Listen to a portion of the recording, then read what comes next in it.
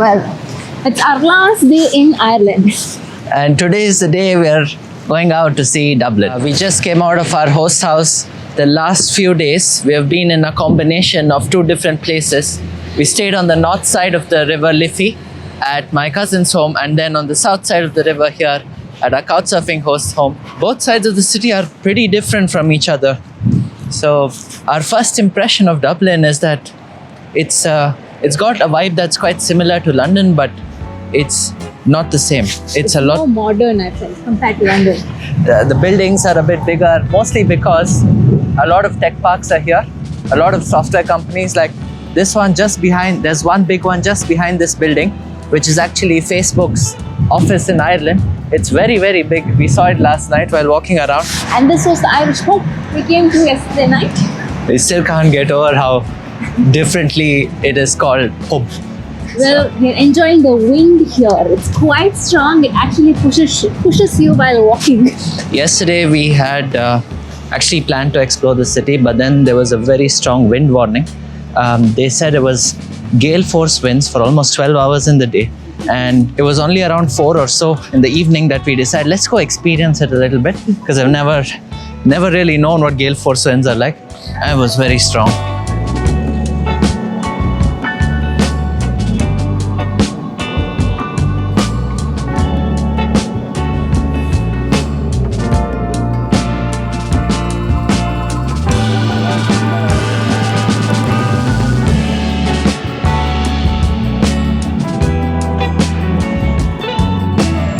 We have just arrived on Grafton Street. It's one of those very busy shopping centers with so many people and so much of Christmas decoration.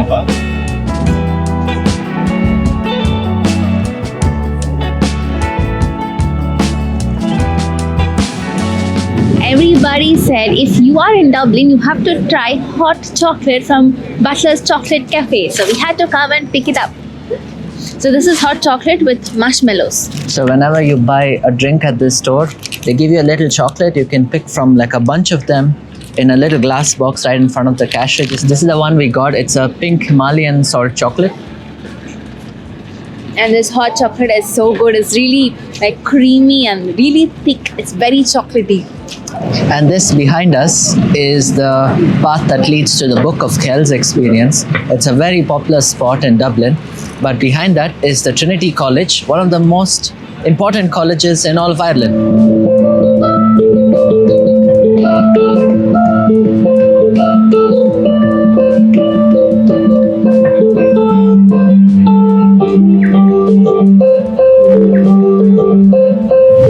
We're right now standing on top of O'Connell Bridge. It's one of the bridges in Ireland that's actually wider than as long as it is. So the bridge is actually 2 lanes to drive, a few lanes to bike and walk, but it's so short that it only covers the short distance of the river behind us. It's pretty cool. It's pretty windy. And that one there is called the Halfpenny Bridge. Apparently back in the day, there used to be a tax of half a penny in order to cross that bridge. So that's how it got the name Halfpenny Bridge. Before coming to Ireland, Shish and I were a bit concerned because we had been reading in the news a lot about attacks around racism and things like that, especially for people from the South Asian subcontinent, especially from people back home in India. We often read about it in the news, and then we were very concerned. But when we came here, so far, everyone has been very friendly. We haven't quite had any experiences like that. Occasionally, some events do take place. Thankfully, we haven't had a chance to experience something like that. One thing we have observed is wherever we're walking, especially in the city center, once in a while we can smell weed. Yeah, that's very, very prominent. Yeah. And there's also a lot of guards walking around. They call them Garda. They're like the police, but they don't really have guns. It's a very peaceful form of patrolling, but they're there everywhere, so it definitely feels a lot more reassuring. One threat that we seem to be constantly watching out for, though, are the seagulls. They're everywhere. They're huge. They're so big, and then they fly so low, like they're just on top of our head. Yeah, and they're always looking for if you have food. The problem is that the mic on top of our camera looks like it's probably a snack, so they keep coming down close towards it.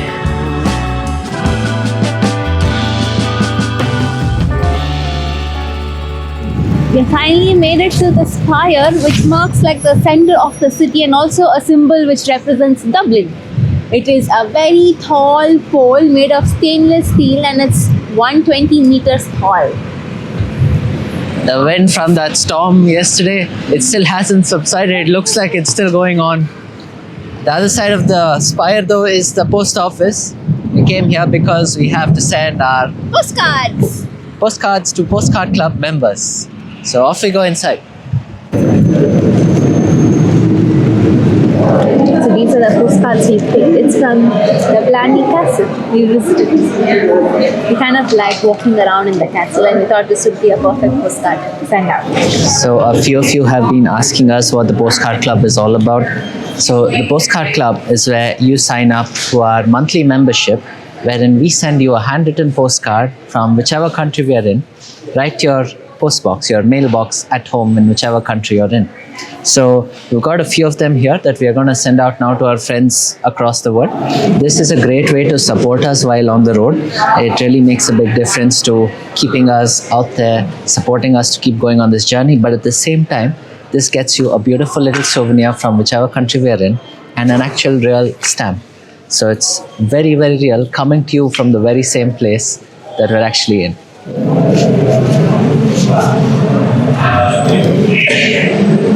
There it goes. So if you're a member of our Postcard Club, you should know that now the letters are on their way to you. And if you're not yet a member of our Postcard Club and you're curious to check it out, the link is down below in the video description, also in the first comment. So just check it out. So right across the street from the General Post Office in the Spire, we found this. This is called the Dublin Portal. And you see that person standing right there. He's not from here. He's not around the corner, but he is in New York. So this little portal actually connects Dublin with the city of New York. And it's like a live stream video on both sides. They can see us, we can see them. It's happening in the live moment.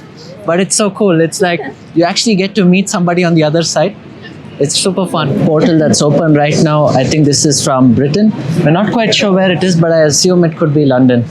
Oh, there's a flag there. Yeah, you can see the Great Britain flag, the Union flag there. People are wearing sweaters, so we know that it's Britain.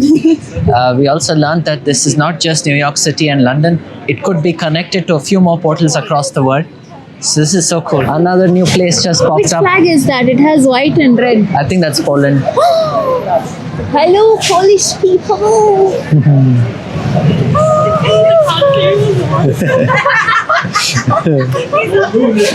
As you would probably expect, there's obviously a bunch of naughty teenagers or people who don't really enjoy the same spirit as the others, who send out some really bad signs while they're between the video cameras. So somebody just now was flashing the Nazi sign, Nazi salute to people in Poland. That's pretty insensitive, but apparently there's a lot of guarding that happens at times, especially in the evenings, and there are more of these instances. We just picked up some snacks at the supermarket because we now have to go to the airport for a flight back to London. So the flight, even though we are flying between Ireland and the UK, two different countries, I'm not quite sure what the process of going through the airport is going to be like. Will it be similar to a domestic flight or will it be an international flight with an immigration check? Because when we got into Belfast, Northern Ireland, and from there to here to the Republic of Ireland, there's no immigration check anywhere. And our UK visa actually covers an entry to Ireland as well. Both countries issue visas for their own tourists with an ability to visit the other country as well. So there's a lot happening. We're not entirely sure what happens next at the airport. So once we go there, we'll figure it out. So the next task is that we buy some souvenirs before we leave Dublin and then catch the cheapest bus to go to the airport. Man, those seagulls, they are everywhere.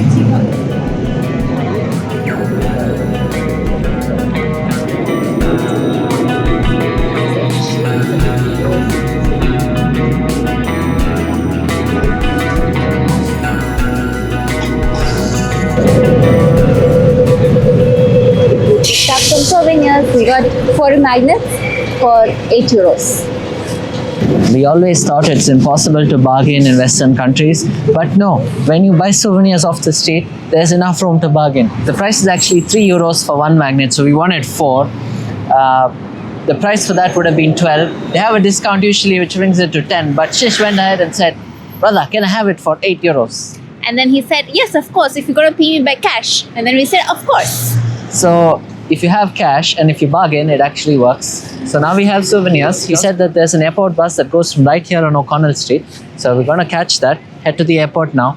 We've done our check-in. It's Ryanair again. But I think they'll have to verify our UK visa one time before they give us the actual boarding pass. So now on to the bus.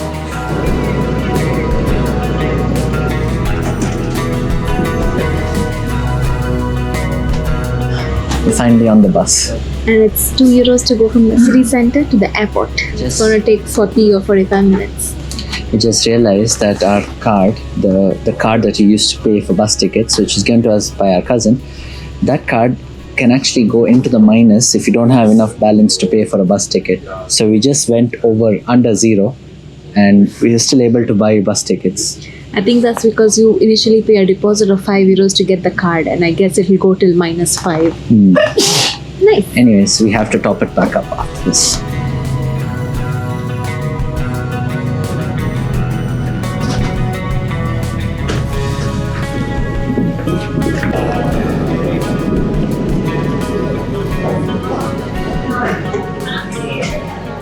Even though we did the check-in online, we have to come here to the airport counter because they want to check our passports and visa. We just got our boarding passes, but we decided we'd check the weight of our bags. It says my bag weighs 5.8 kgs. That's how much weight we travel with in Ireland.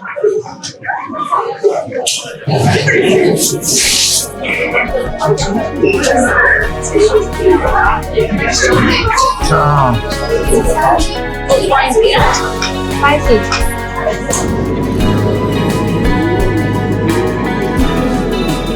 We just checked our visa and the passport, and then they said there's no more procedures, there's no immigration and nothing. We directly go to the gate when they announce the gate number. There's still 3 hours till our flight departs. So now it's snack time. I got some veggie fried rice parcel in the box. I had prepared this yesterday night for dinner. And this is what we picked up at the supermarket. 2 slices of margherita pizza. And there's cookies inside. After finishing all our snacks, we still had a few hours before our flight. So we thought we'll just sit and update our cost sheet. We talked about how we've traveled previously on a budget of $30 a day for the both of us, for everything included. We also talked about how coming to this part of the world, that is Western Europe and the UK, things are going to change, and we didn't really know what budget to really present or keep in mind. So over the course of the last 2 months, we've had a chance to really get into the economics of spending here in this part of the world. So Western Europe, UK, and then we sort of have a number now to talk about. We've spent nearly 56 days between UK and Ireland, and we have spent a total of 2,05,000 Indian rupees, which comes to around 2,300 US dollars. That means on an average, we have spent around 41.11 US dollars per day for both of us. And this includes everything: flights, insurance, visas, car rental, transport cost, our stay, everything. I will say that this does not include any effect of the car damages and the insurance thing, which is still actually going on. We'll give you another update about it in one of the upcoming vlogs, because the process is nearly at the very end of discussions with the car rental agency and the insurer. However, on the other hand, this cost of 2,05,000 rupees or 2,300 US dollars is after spending nearly every single night with friends or family. Yes. Either by couch surfing or just because we know these people and their kindness and generosity. Yeah. Out of the 56 days, it was only 1 day we spent in a hostel. That was in the Isle of Skye. Exactly. And that was $50 a night. So it was a pretty crazy expense, but you can see that kindness has sort of brought down our costs to a more manageable number, and $41 a day seems okay. It's only about a 33% increase from our $30 a day budget from before, and this seems a bit more sustainable for now, if this amount had crossed $45 or $50 a day, I think we would have been a bit more stressed. We would be thinking, is how would it be possible to keep this going? But I think this number that we've arrived at will probably be the benchmark for us to continue exploring the next few countries as we go further east into Europe and travel further east from Western Europe into Eastern Europe. And hopefully things get a bit cheaper as we go more eastward in Europe. I also want to add that this cost is before accounting for any gifts we have received. For example, the Harry Potter studio experience, the ticket itself was about £120, which was a gift from Krupa and Priyank. When we were in the Lake District visiting our friends Andrew and Jane, they gave us a very generous gift in cash just before we left their home. They didn't let us open it in front of them. They said you can only open it after you leave, and we were pretty shocked that they gave us such a generous gift, and it really did make a difference towards being able to spend while here in this part of the world. So these kind of gifts have actually helped us bring the cost further down from $41 to something a bit more lower. However, we won't talk about it at this point. We'll probably wait to give you a better picture of it. Every time at the end of a season of full-time travel, Shish and I update all of our costs on our website, on our blog. So you can head up to navandshish.com and you'll find the expense reports for the last 4 seasons listed there. In the last 2 seasons, that is in season 3, which was in Africa, and season 4, which was in China, Mongolia, and Russia, we did get gifts again, and that has been separately documented on these expense reports. So hopefully by the end of season 5, we can talk a bit more in detail about the gifts that we've got here too. So what happens tomorrow? Tomorrow we have a bus from London to Paris and France. That means our journey in the Schengen region starts tomorrow, and we're very excited about it. We are quite nervous because a lot of new language barriers get created here between Shish and me who don't know any of these languages, especially in Europe. We'll probably have a lot of learning to do, but we are also very curious to see this part of the world. So we're going to spend around a week in Paris and the surrounding areas, and then from there we're going to go to Brussels in Belgium to have some chocolates. While in Brussels, we might also visit a bit of the countryside. We don't know for sure yet. But then after that, the plan is to head further north into the Netherlands and maybe spend a few days between Rotterdam and Amsterdam. And see the windmills. I know this isn't the best time to see the tulips. Everybody's told us about it. We know that it's not the right season for it. But we can come back to it again later someday maybe. Hopefully. And in the meantime, this time we want to see whatever else we can actually experience in the country. And then by then we'll probably be around New Year's Eve or so. And then we cross into Germany. Or maybe we visit Copenhagen as well. In Denmark.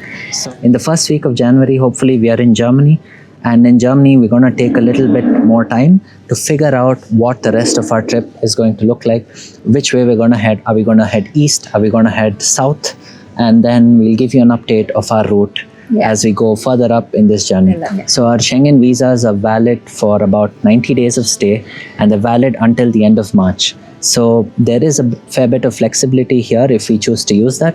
And at the same time, it's not just Schengen countries. There are a number of non-Schengen countries in the area who will probably give us an entry based on our Schengen visas being valid at the time.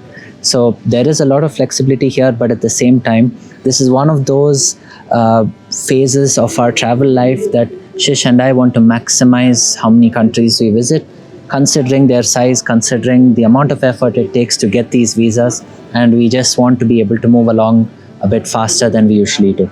So we'll keep, of course, you're coming along for the journey, so you'll know everything as it happens. Now we have just a few minutes left until our boarding begins, so we have to head through security and get to the other side. Let's go.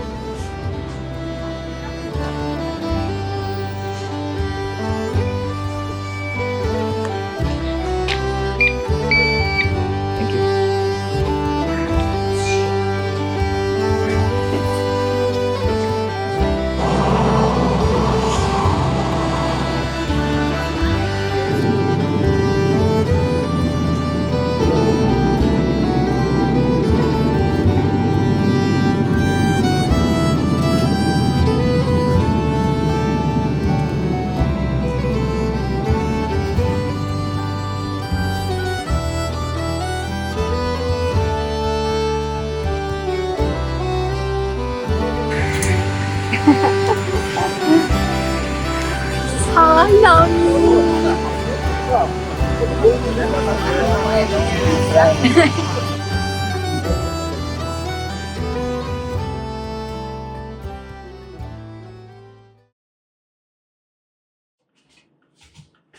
Guess what happened?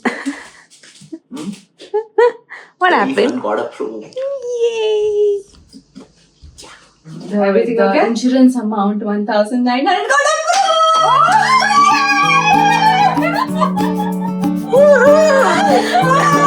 It's party!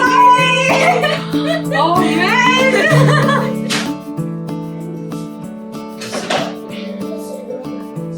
Oh, I'm happy to refer it. Wow. Congratulations. It's about 15 business day for payment to show up in your bank return. Good outcome. Yes, finally. All done. It's good they've approved 1900 instead of just 15. Yeah. Finally, huh? Now they can enjoy the UK. Well, there's nothing left to see. Like No, Ireland. but at least Now it can The be. baggage at least doesn't come with us. Yeah. You tell your parents now. Yeah. This nothing. I know you are carrying backpacks. So this is for both of you. No. Nothing. No gifts. I know. It's. If you look, you'll understand. There's nothing. Chocolate. Yeah. Okay. I know you have a like Yes. thing. Chocolates, yes.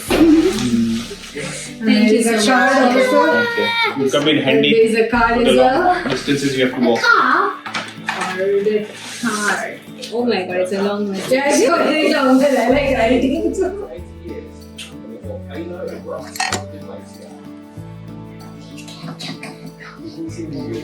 Just got a goodie bag. Yeah.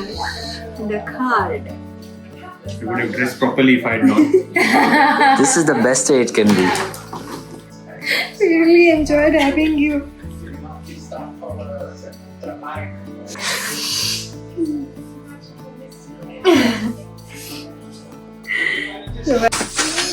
Lady, Yes. destroying something. Okay, so he's too tall for you now.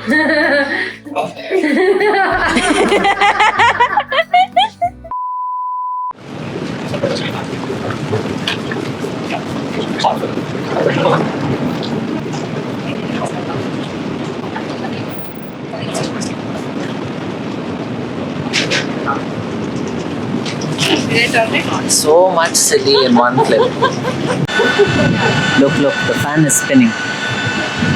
Well, at least you know that it's working. This man. Anyone this man. And why are they on the signal post?